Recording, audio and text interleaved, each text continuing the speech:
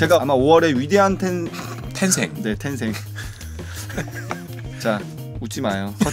무서워. 아니, 예전에 그거 막 무섭다고 올라왔잖아요. 이렇게 얘기하는 거. 아니 그게 아니라 지금 편집 좀 찾고 있는 거니까 웃지 말라고요. 자.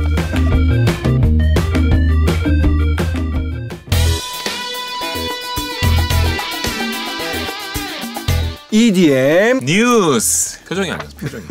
약간 비호감이었고요. 요새 방송을 하니까 다들 잘 보고 있다고 얘기하는데 그게 잘 보고 있다는 건지 너 잘 못하더라 라고 얘기하는 건지 자격지심인지. 어제도 쇼케이스를 갔는데 쇼케이스 가면 음악 관계자들 되게 많잖아요. 다 저보가니까 대하씨 유튜브 잘 보고 있어요. 아 정말요? 네. 그럼 그들이 날 안다는 거 아니야? 다 아는 거죠. 어디서 하는 거예요? 한민씨 작업실이요. 이렇게 얘기해줬는데 이제 저랑 페이스북 친구거나 저를 아시는 분들은 제가 유튜브 방송하는 거 다 아시는 것 같아요. 그래서 더욱더 잘해야겠습니다. 지금도 잘하고 있어요. 몇 프로? 제가 봤을 땐 200%는 돼요. 아 진짜요? 네, 농담도 많이 늘었고 농이 늘었어. 근데 예전에 티타임 할 때보다는 확실히 나아졌죠. 우리 둘 다. 네, 그러니까 이게 경험이 재산인 거예요. 맞아요. 많이 할수록 느는 것 같습니다. 그러면 EDM 뉴스 전해드리도록 하겠습니다. 우리가 국내 뉴스, 국외 뉴스 하나씩 전해드리고 있는데요. 일단 해외 뉴스부터 하나 소개를 해드리겠습니다. 여러분들이 인터넷으로 팔로우하는 매체들을 통해서도 들어보셨을 것 같은데요. 실크시티가 첫 번째 라이브 공연을 공지했습니다. 실크시티는요, 디플로랑 마크 론슨이 결성한 그룹입니다.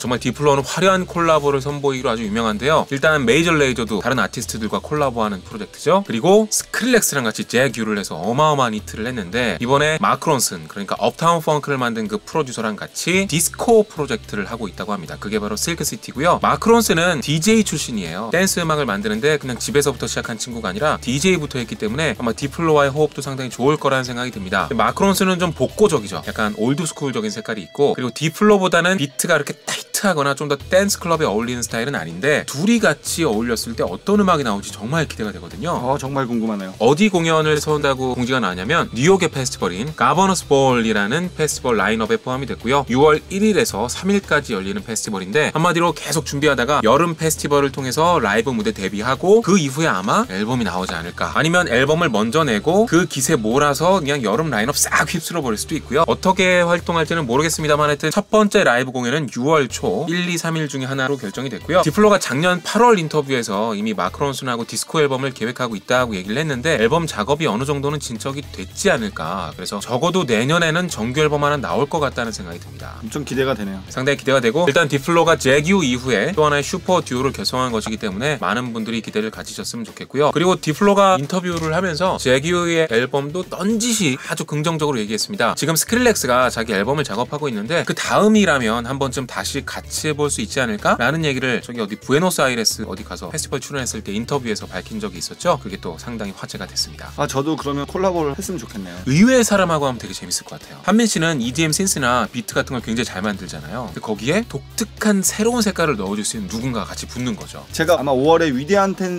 텐생. 네, 텐생. 자, 웃지 마요. 무서워. 예전에 그거 막 무섭다고 올라왔잖아요. 이렇게 얘기하는 거. 아니 그게 아니라 지금 편집 좀 찾고 있는 거니까 웃지 말라고요.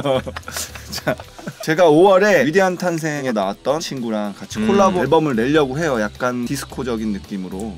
디스코 느낌으로. 네, 가요예요. 제 생각에 갈란티스 느낌이 살짝 가요랑 잘 맞을 것 같아요. 디스코 느낌으로. 갈란티스가 약간 디스코적인 노래 발표할 때 있잖아요. 아니구나. 그래. 제가 머리에 든 게 있으니까 괜히 아는 척 한번 해본 거예요. 저는 위크엔드 노래 같은 걸 생각을 하고 만든 음악이라. 약간 Can't Feel My Face 같은 그런 느낌으로. 네네네. 좋다. 근데 뭐 수준은 그렇게 안 되더라고요, 제 수준. 왜요? 아니 일단 기대해 주세요. 네, 일단 기대하고 있겠습니다. 들어보지 않았나요? 되게 옛날에 작업한 건데. 재작년에 작업한 거예요. 그때 들려준 게 그 노래예요? 네. 어떤 노래였는지 기억이 안 나요. 알겠어요. 이따 끝나고 들려드릴게요. 네, 좋습니다. 그러면 이번엔 국내 뉴스를 전해드리겠습니다. 지금 EDM 뉴스 시간에 시청층이 그렇게 빠지고 있지 않아요. 저번에는 확 빠졌거든요. 우리가 음악 얘기하면 확 빠지는 거 다 보여요, 여러분. 이런 거에 너무 여러분 다 보이고 있어요. 이런 거에 너무 신경 쓰지 마세요. 관광님이 Can Feel My Bass. 이거 괜찮은데? 제목 나왔다. 야, 그 디스코 비트에 바세 호. 아니 너무 울고먹으면 안 되겠다. 이제 가자로 해주세요. 가자로 가면 되겠습니다. 국내 뉴스 전해드릴게요. 뉴스는 아니고 제가 하나의 후기를 좀 들려드리려고 하는데요. 지난주 토요일 날이었죠. 무대륙에서 와트엠이라는 공연이 열렸습니다. 와트엠은 우리나라 일렉트로닉 음악 아티스트들이 라이브를 하는 공연장이에요. 그러니까 공연 프로젝트예요. 공연 시리즈예요. 제가 이렇습니다, 여러분. 라이브 무대를 거기서 데뷔하는 분도 많고요. 그리고 라이브 능력이 있는 분들이 거기서 멋있는 공연들도 많이 펼치고 계신데, 우리나라에서 가장 유명한 누디스코 그리고 하우스 프로듀서 중에 하나인 케비넷이 라이브 무대를 데뷔했습니다. 이름도 바꿨어요. 투톤 쉐이프라는 이름으로. 아마 본인의 어떤 새로운 전기로 생각하고 아마 열심히 준비를 한 것 같은데요. 복잡한 설명 필요 없고요. 단도직입적으로 말씀드리는데요. 저는 1980년대 올드스쿨 하우스를 그렇게 멋있게 구사하는 국내 아티스트를 처음 봤습니다. 정말 단언할 수 있을 정도고요. 케비넷이 얼마나 음악적으로 감각적인지를 제대로 알 수 있었어요. 그리고 그냥 DJ 셋이 아니라 에이블턴 라이브와 드럼 머신을 가져다 놓고 하는 라이브였는데요. 만약에 이 셋으로 보일러룸에 나가서 공연을 펼친다면 투톤 쉐이프 그리고 케비넷은 세계적인 라이징 스타가 될 거라는 예감이 들었어요. 그만큼 셋이 진짜 멋있어요. 1980년대를 상징하는 808 드럼, 그리고 애시드 베이스, 그리고 코르그 M1에서 나오는 피아노 소리, 옛날 스트링 소리, 이런 것들이 너무 아름답게 멜로디컬하게 잘 어우러지는 30분이었는데 진짜 행복했고요. 제가 공연 보는 내내 앉아서 계속 발을 까딱였는데 그냥 무의식적으로 그렇게 되더라고요. 너무나 재밌게 봤고요. 앞으로 페스티벌의 투톤 쉐이프 아니면 공연장이나 클럽에 투톤 쉐이프라는 이름이 뜨면 꼭 한번 가서 보시길 바랍니다. 진짜 멋있었어요. 나중에 저희가 장소를 옮기면 꼭 한번 초대해서 유튜브 라이브로 보내드리는 것도 너무 좋을 것 같아요. 만약 그럼 진짜 영광이죠. 해외에도 올드스쿨 하는 사람들이 많죠. 예를 들어 디스클로저 같은 경우도요, 상당히 올드스쿨 80년대나 90년대 하우스, 딥하우스를 하는 친구들인데 그 친구들은 현대적인 사운드와 터치를 가하는데 투톤 쉐이프는 진짜 올드스쿨인 거예요. 근데 그걸 너무 멋있게 하니까 와, 이런 친구가 있었나? 되게 놀랐거든요. 제가 이렇게 극찬을 괜히 하는 게 아니니까 꼭 한번 보시면 좋겠습니다. 돈 받았어요? 100원도 받지 않았습니다. 100원도 받지 않았고 제가 같이 공연을 보고 있었는데 제 옆에 뮤지션 분이 앉아 계셨어요. 근데 그 뮤지션 분이 끝나고 나서 케비넷하고 얘기를 하는데 영향받았어요 라고 얘기하더라고요. 이런 거 정말 엄청난 극찬 아닙니까? 그럼요. 국민학교 하우스는 뭐예요, 한권님? 올드스쿨이라서. 올드스쿨. 한권님, 네. 앞으로 저희가 썰렁한 얘기했다고 화내시면 안 돼요. 그래서 황건님이랑 저희랑 그래서 통하는구나 우리가. 통할 수도 있어요. 울고 계시네요. 알겠습니다. 여러분, EDM 뉴스 좀 유익한가요? 괜찮아요? 네, 정보가 좋았어요. 좀 아제호 아제호 파세를 여러 가지로 응용할 수 있군요. 저 근데 약간 갈증 나네요. 어떤 게요? EDM 뉴스에 더 있었으면 좋겠어요. 그럼요. 우리 이거 개수를 정하지 말고 편하게 준비해 와 주시고 토론했으면 좋겠어요. 네. 저 여기에 보태기로 하나 하자면, 지난번에 제가 방송에서도 얘기를 했었어요. DJ 레슨 상담을 와서 애프터 프로그램이 있느냐, 네. 레슨 이후에 그 상담을 했던 학생이 대전의 모 클럽에 견습생으로 있었다고 하더라고요. 그래서 그럼 거기서 견습을 열심히 하고 나한테 배워서 메인 DJ에게 오디션을 보고 DJ로 발돋움하면 어떻겠냐라는 이야기를 그때 주고 받았는데, 되게 충격적인 얘기는 견습을 하는데 페이를 안 준다는 거예요. 아이고, 견습하면 그 클럽 영업할 땐 계속 같이 있잖아요. 네, 그래서 그것도 되게 충격적이었는데 막내급 DJ들은 30만 원을 받고 중견급 DJ들은 90만 원을 받는다는 거죠. 그래서 너무 좀 충격을 받았었어요. 그래서 그거에 대해서 고민을 굉장히 많이 했었는데, 지금 이야기하신 것처럼 투톤 쉐이프라는 아티스트가 그렇게 멋있는 라이브 셋을 공연을 하고, 지금 믹스맥이나 DJ맥이나 여러 매체들에서는 사실 언더그라운드를 더 많이 서포트를 하잖아요. 그래서 언더그라운드를 좀 서포트할 수 있는 컨텐츠가 많아져서 굳이 그렇게 클럽에서 데뷔하지 않고 공연만 하면서 아티스트로 살아갈 수 있는 그런 여러 가지 컨텐츠들을 만들어야겠다는 생각이 또 더 들더라고요. 근데 견습회의를 안 주다니. 너무 좀 씁쓸했어요. 네. 아니, 물론 견습하는 친구가 배우는 게 있어요, 거기서. 그리고 경험을 쌓게 해주는 그 사람들의 어떤 베푸는 거, 이거 알겠는데, 그거는 내가 이만큼을 해주니까 네가 감당해야 돼가 아니라 그 친구의 생존이 달린 거예요. 돈 못 벌면 못 사는데 그 시간 동안 딴 거 못 하잖아요. 그럼 그 친구의 생계를 보장해주지 못하면서 뭘 가르쳐준다는 거예요? 이 이야기를 영스베이비라는 친구랑 나눴더니 생각보다 많은 곳에서 그런 일들이 벌어지고 있더라고요. 네. 그래서 2018년에는 대화씨하고 저하고 좀 더 많은 컨텐츠를 만들어서 굳이 클럽에서 데뷔하지 않고 본인의 음악 색깔 혹은 스타일을 보여줄 수 있는 컨텐츠들도 좀 만들어서 같이 음악도 즐기고, 사실은 그런 경우도 많아요. DJ들 중에 저처럼 프로듀서형 DJ 아티스트도 있지만 투잡을 하는 친구들도 굉장히 많더라고요. 낮에는 다른 일을 하고 주말에 클럽 베뉴를 돌면서 베뉴 사장님들과 친해져서 거기에서 한 달에 한 번 내지는 2번 정도 정기적으로 파티를 하는 크루 같은 걸 형성해서 말이죠. 음악도 만들면서 크루도 만들고 그 크루를 통해서 인원도 모객을 해서 클럽에서 공연도 하고, 이런 형태로 활동하는 친구들도 굉장히 많아요. 뭐 레슨도 하고. 그래서 저는 클럽도 물론 좋지만 이렇게 유튜브로 자료를 남겨놓는다면 어떤 자료는 또 킬링 컨텐츠가 될 수 있잖아요, 믹스로. 그렇죠. 그렇게 되면 또 인지도를 쌓고 그걸 가지고 공연을 다닐 수 있기 때문에 제 개인적으로는 스스로 프로모션을 좀 했으면 좋겠는데, 생각해보니까 이렇게 장비 구비하는 것도 비용이 어마어마하게 들어서 그쵸. 초보들이 하기에는 쉽지 않을 것 같다는 생각이 좀 들고, 우리 진짜 잘해서 아티스트들이 더 많은 사람들한테 보여줄 수 있는 어떤 창구의 역할을 할 수 있으면 너무 좋죠. 네, 그래서 더 열심히 해야 될 것 같아요, 저는. 네, 그러기 위해서 저희가 더 망가져야 됩니다.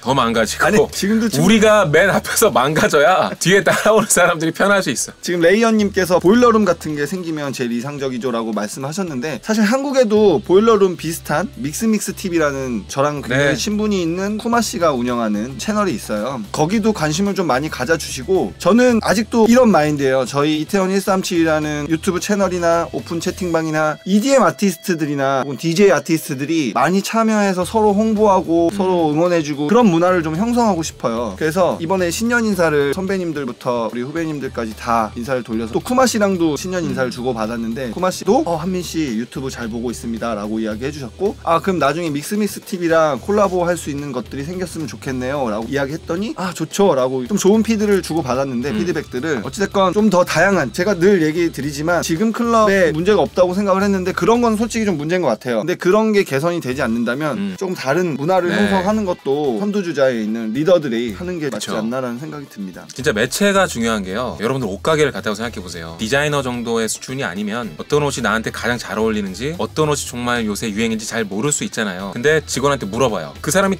딱 찍어서 전문적으로 한번 코치를 해준다면 얼마나 좋겠어요. 음악도 지금의 트렌드를 제시하고, 지금 언더그라운드에서 활동하는 사람 중에 이 사람을 주목해보세요 이렇게 계속 집중 조명을 해야 되는데, 역시나 제가 매체 종사자이기 때문에 알지만 운영이 만만치 않거든요. 열심히 해도 많은 관심을 보여주시지도 않기도 하고, 그래서 좀 힘든 게 사실인데 어떤 식으로든 매체가 많아졌으면 좋겠고요. 그리고 관광님이 제 생각엔 개그기가 좀 있으세요.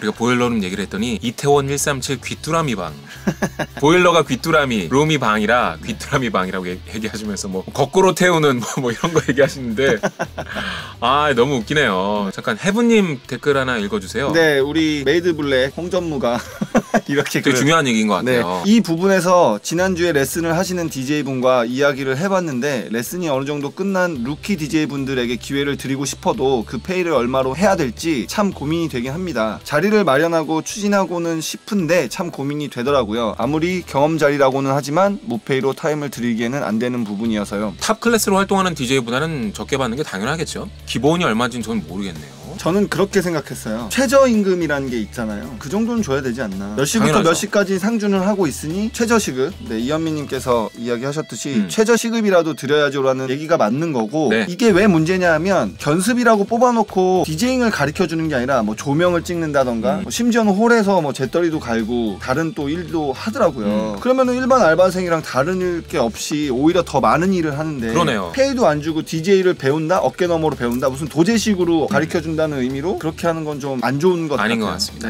그래서 업장에서도 문제인 게, 지금 해부님께서 이야기하신 것처럼 초보분들에게 공간을 열어주고 싶으나 실력도 모르겠고 얼마를 책정해야 될지도 모르겠다. 그래서 제 생각에는 견습으로 들어갔다는 거는 사실 직원으로 뽑았다는 이야기거든요.